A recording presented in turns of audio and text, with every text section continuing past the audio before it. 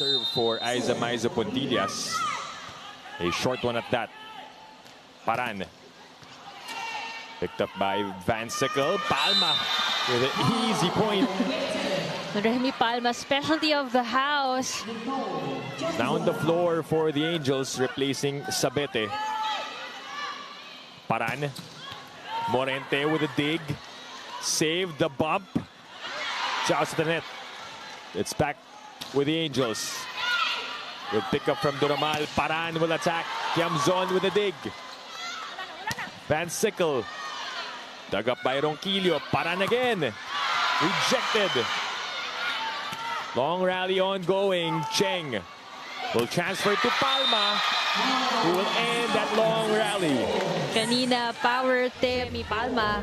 But probably one of the best rallies so far between these two teams. And I guess for Coach Lerma, kanyang lumalaban at gumagalaw ng maayos yung kanyang mga players. Kaysa sa kanina na mabilisang napapatay ng Petrogas. Tsaka may mga miscues eh. Sayang nadidepensa, nagtitingin na lang. But now you see everyone really moving and making an effort to defend. Ronquillo saving that one. Almost a point from Cheng. France from the back row. Again to Palma. Same play, same result for Cheng and Palma. Petrogas really trying to bring out everything they've got against Gallery Star High Risers as they now lead the second technical timeout. Really have to heat up here para makasabay sa atake ng Petrogas. They really need someone they could rely on that department. Good save by Morente.